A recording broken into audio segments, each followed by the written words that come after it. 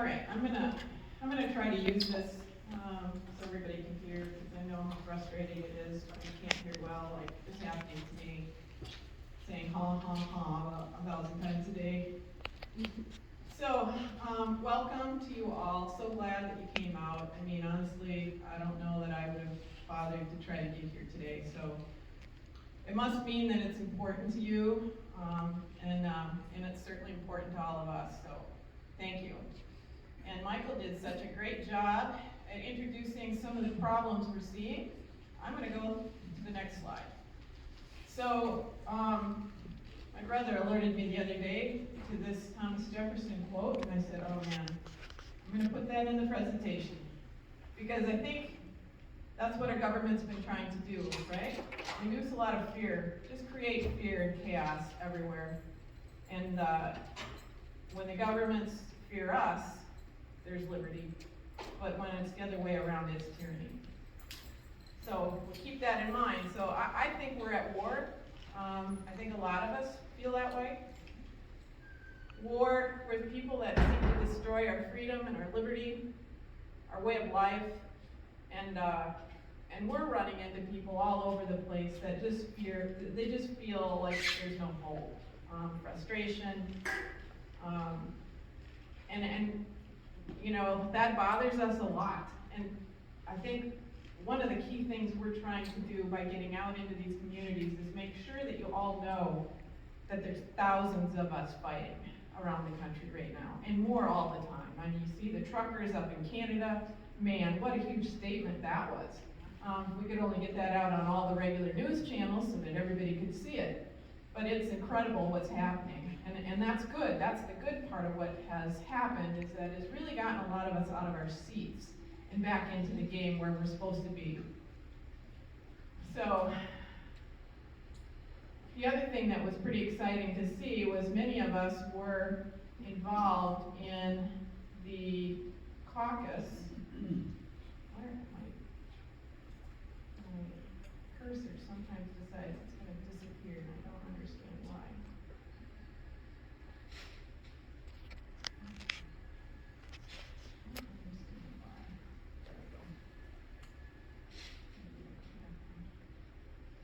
So anyway, we had a major push in COS to help get information out to everybody across the state on how to get involved in their caucuses. If you were like me, I'd never done it before. A lot of people had never done it before.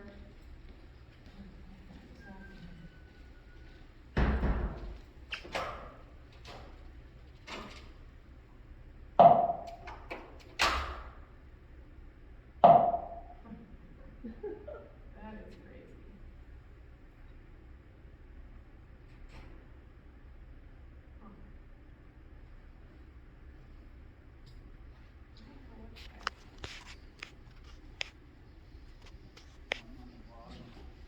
My cursor is gone.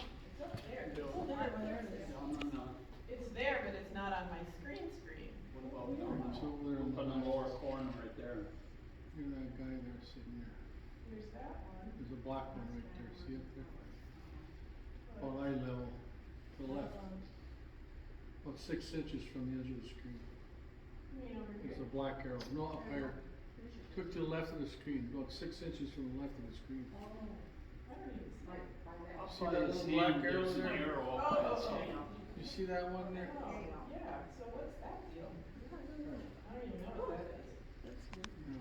Well, the problem is it's blanked out my entire screen that I'm looking at, so I gotta go back out. Sorry about that.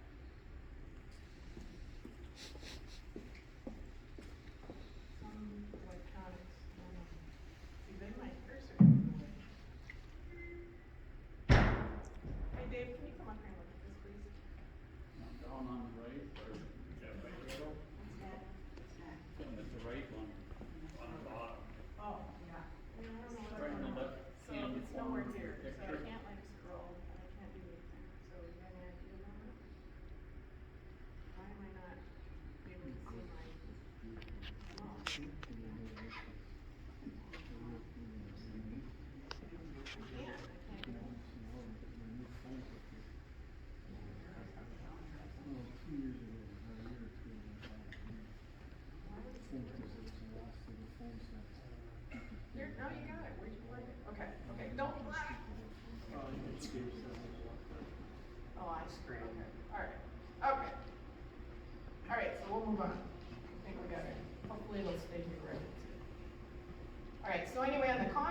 had some really good turnouts.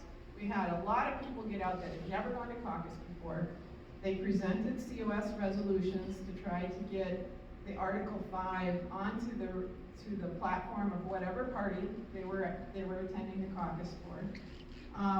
They volunteered to be delegates, which was really important because you're involved then in choosing the candidates that represent your values. And a lot of people that signed up for the election judges and the poll watchers, because this is going to be really important in 2022. If we want to change what's going on here at the state level, if we want COS to get passed in 2023, which is our target, then we need a good turnout in 2022, and we need people to flip the House to people that support COS, okay? And we don't have far to go. We don't have many seats to go. Only 5 or 6. The Senate, we're sitting really good for support right now. So the House is important. So we need everybody out at the elections.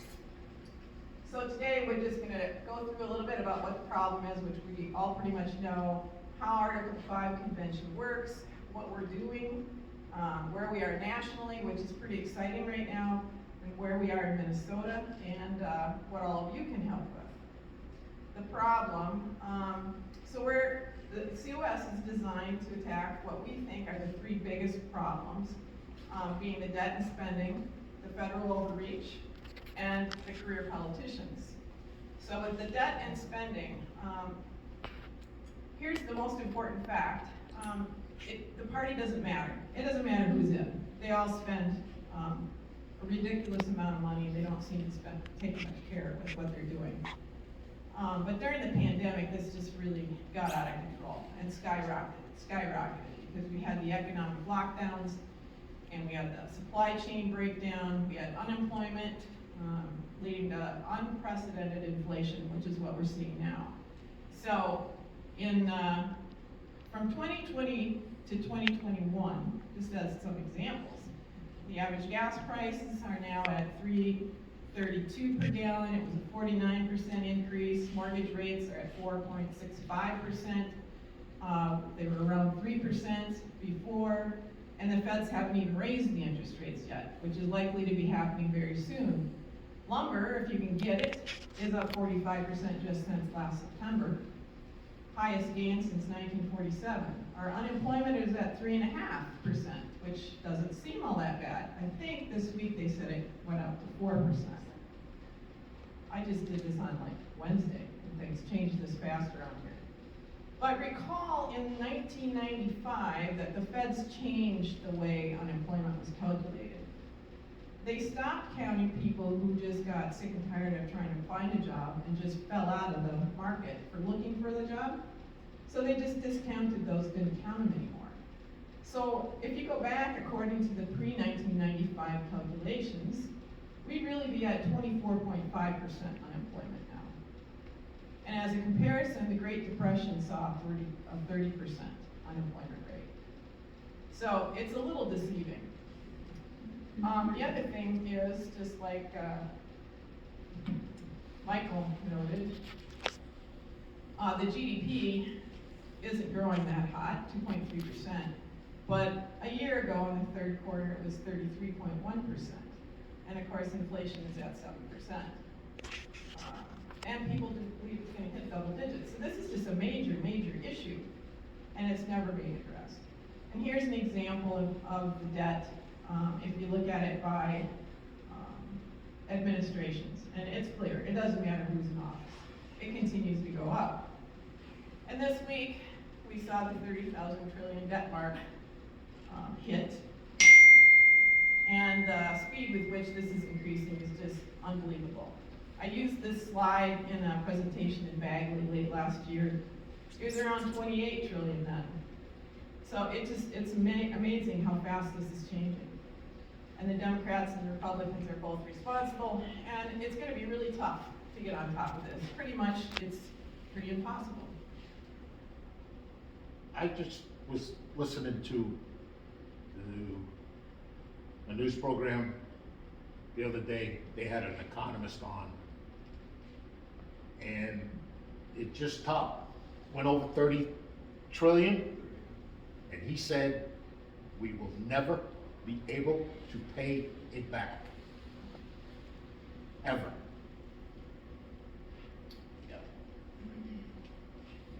Right now, this mark, 30 trillion, amounts to $90,000 per person, or $239,000 per taxpayer. And I don't know, but I don't have that kind of cash paid for debt. The second problem is the government overreach, which I think, maybe this one's the one we even feel even more. There's many ways that Washington abuses its power, but one of the most egregious ways is happening with the federal bureaucracies. There are over 500 different agencies between 2 and 3 million employees in these agencies. It's considered by many to be the fourth branch of the government. And what most people don't realize is these guys are not elected. And yet they make laws. In fact, they're making the vast majority of our laws. And the bureaucrats don't change with the administration, since they're not elected. So we can't vote for them, and we can't vote to get them out. So, and as an example, let's see, what was the group you were talking about with the Boundary Waters Canoe area that you have to deal with up here? The agency? Oh, EPA. The EPA. So EPA is one of those agencies, right? The CIA is Equal Opportunity, SEC, FCC, NASA, Postal Department, and I'm not saying all of those are bad, but we know some of them need to go, for sure. The Education Department is one. I think a lot of us would like to see return to the state. So the Article 1 of the Constitution says all legislative power is vested in Congress. I think this next video shows how far we've departed from that concept.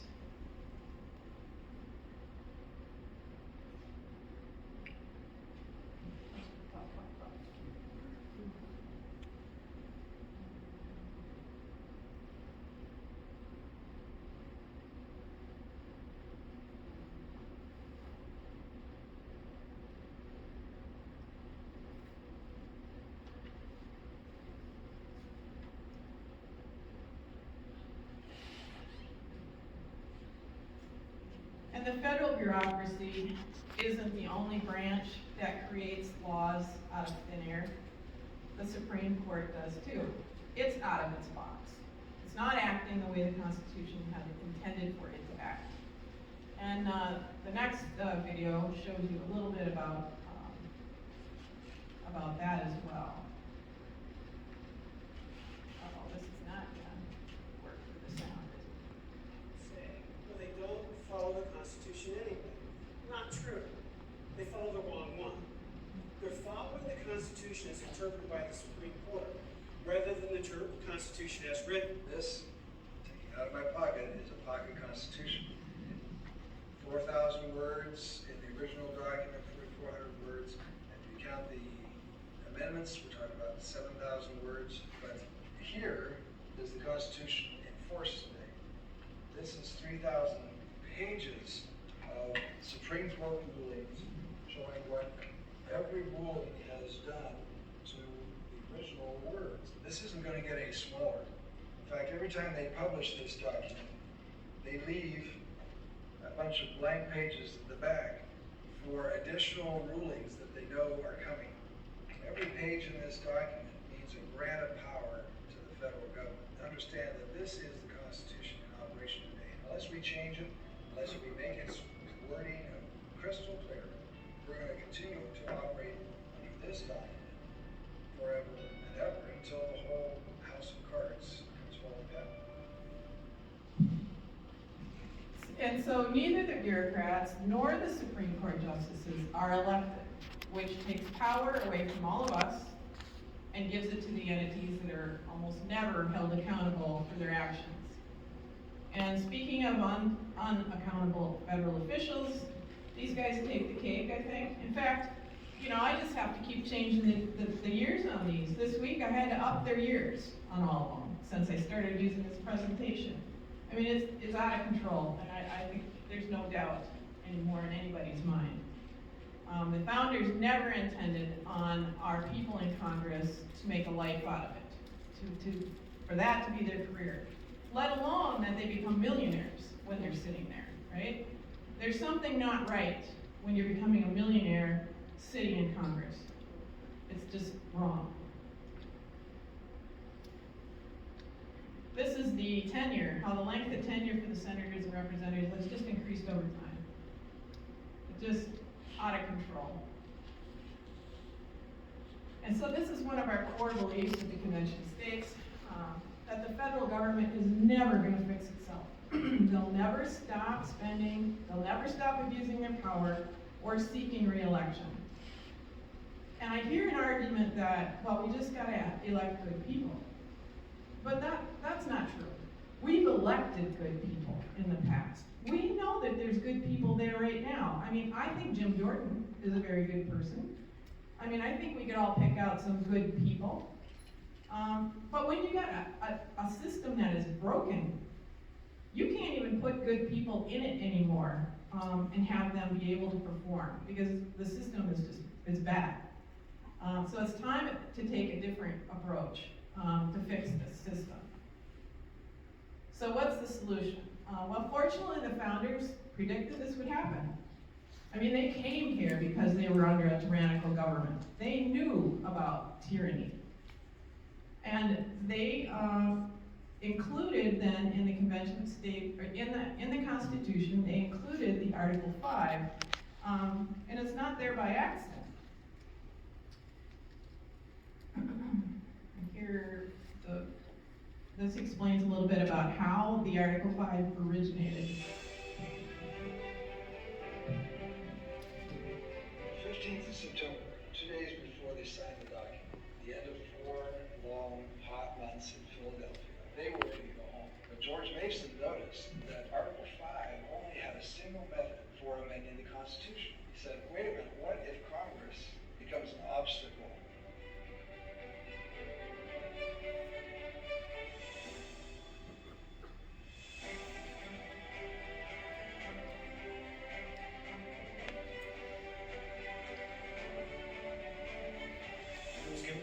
George Mason, who said, look at guys, someday this government's going to abuse its power, and there won't be anything for you ever to ratify if it's counting on Congress to reduce the power of the federal government. So we need to give the states the ability to reduce the power of the federal government.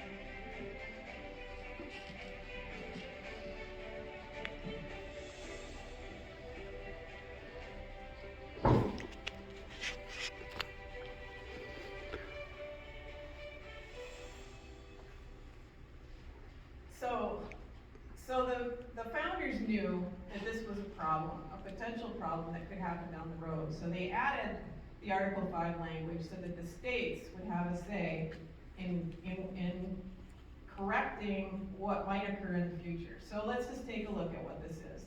First of all, let's just look at the language, be it a little esoteric. So the Congress, whenever 2/3 of both houses shall deem it necessary, shall propose amendments to this Constitution. That's the stage we're at right now. We're trying to get Minnesota to pass the resolution to call for the convention. Or on the, that's Congress. So, or on the application of the legislators of the 2/3 of the several states. That's the piece we're working on. Shall call the convention for proposing amendments, which in either case shall be valid to all intents and purposes as part of this Constitution when ratified by the legislatures of 3/4 of the several states. So that's all one long sentence. But what's it mean? So, there's two paths to amend the US Constitution. The one we all know is Congress debates a proposed amendment, and then if it passes 2/3 in the House and in the Senate, it's a proposed amendment. That goes back to the states, and the states have to ratify that, and it has to be ratified by 3/4 of the states, or 38, to become an actual amendment. And that's how they've all occurred up to now. But the other way that you can do it is through the states. So 34 states, or 2/3 of the states, have to pass a resolution to call for the convention. Then the convention is called, they go and get together, everyone from all the states, even though some states may not have passed the resolution to call for the convention, they're all invited to the convention once one is proposed. So all 50 states, they send delegates, they decide and debate on proposed amendments within those 3 categories that have been proposed, which we'll talk about in a minute. And they only have to pass those proposed amendments with a simple majority, 1 delegate from 1 state, 1 vote from 1 state, each state. Then that proposed amendment goes back to the states and goes through the same process. 38 states, or 3/4, have to ratify it. So it's an incredibly high bar. It's been tried many times, but it takes such an organized way about it to get it to occur that it's never happened. There's been a balanced budget amendment. There is one in the House right now. It's been there. Another group's been trying to do a balanced budget amendment for a while. But COS felt like the only way that this is ever going to be achievable is if it's a 3-part resolution that covers what we think are the 3 biggest areas, including the budget portion.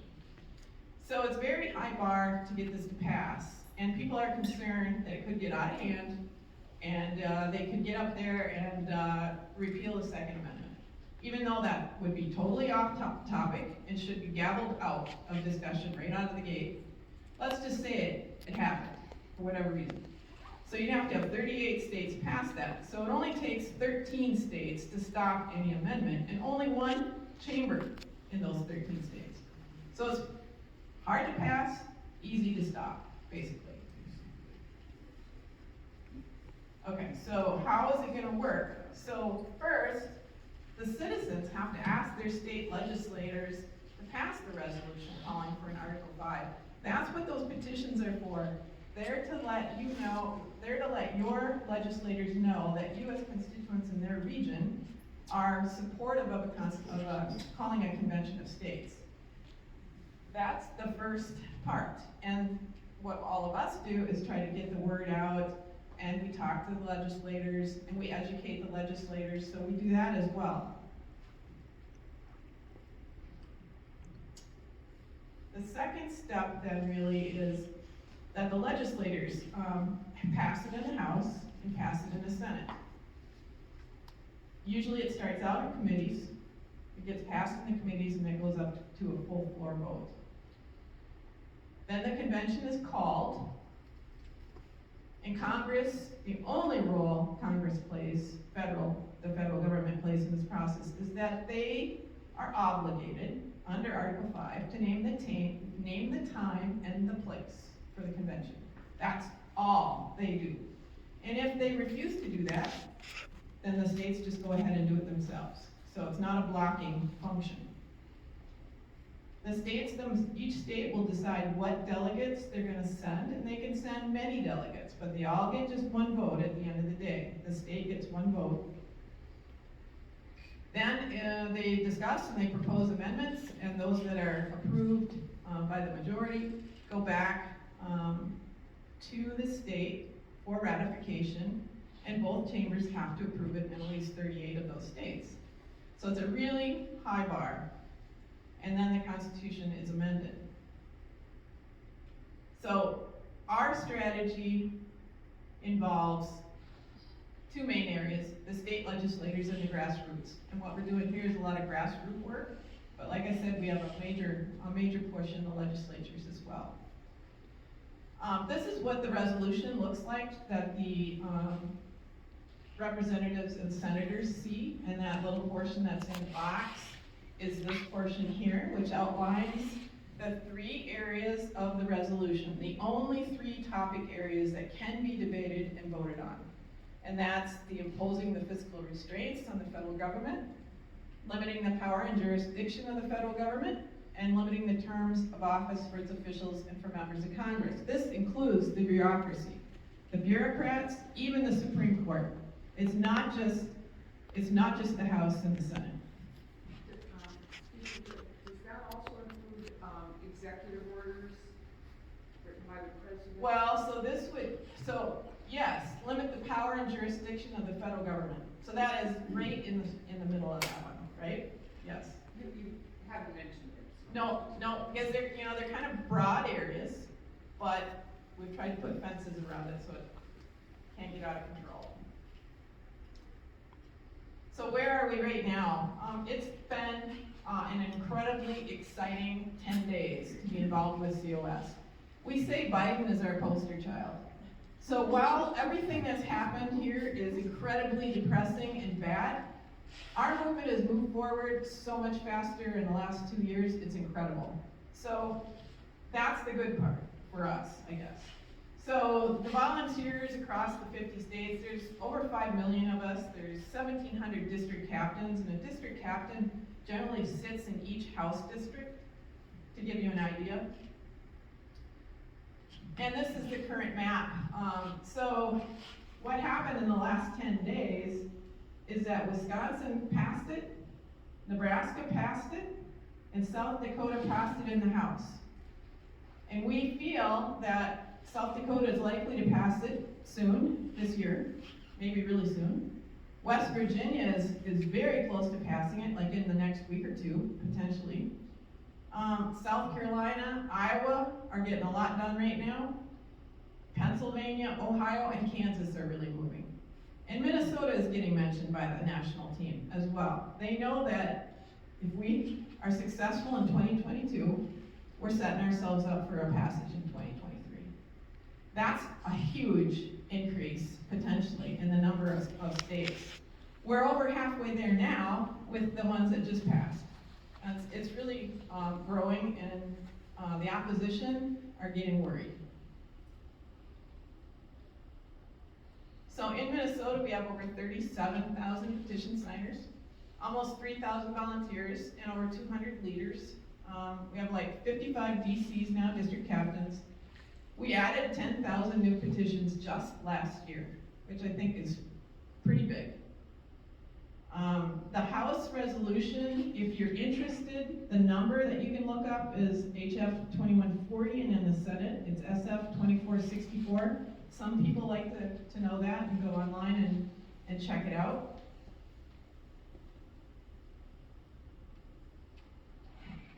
And then some of our supporters, you see, I know it's very hard to read. We don't have a good slide of this. You'll recognize a lot of the faces. We have a ton of supporters. And we have a ton of people on the opposition. Interestingly, a lot of them seem to be getting money from the Soros Foundation. So we kind of put him right in the middle of the picture, because that's about how big a role he's playing in the opposition. So, and we have opposition. People follow us around at town halls and try to derail our town halls frequently. And we're kind of just tired of it now, because we've tried to work with them. We don't understand why they're opposed, really. And so now we're just taking the opinion here of, if you aren't standing for calling a convention to propose amendments, then you're standing with the Soros group, who do not want this convention to happen. And that's just that's where we're at. And we know that this opposition is going to be, we've already seen it, it's growing in intensity, which just tells us we're over the target. They're worried. But we're not fearful of what could happen at the convention for proposing amendments. We don't believe that we with the way things are now, we can't be afraid of trying to do the Convention of States. The founders were very bright people and did amazing things when they drafted up the Constitution. And it's hard to imagine that them putting in the Article 5 option for the states was just a dumb idea that they came up with. So when you sign the petition, it goes automatically to your state legislators. We'd love to have more volunteers. We're building this grassroots. And we call them to action for certain things. Sometimes it's writing letters, sometimes it's making calls, sometimes it's here helping out with town halls. There's a myriad of things that can be done if you're up for that, and it doesn't have to be, it can be 1 hour a week, it can be 1 hour a month, it doesn't matter. It's whatever people are willing to give of their time. We are talking a little bit about doing a rally at the Capitol this year. It's a big planning event, but that's another reason why we really want grassroots and we really want them involved, because if we have a rally, we want everybody there. We want a showing. We want something no one can ignore. And all of this is gonna push towards our 2023 push to get Minnesota passed.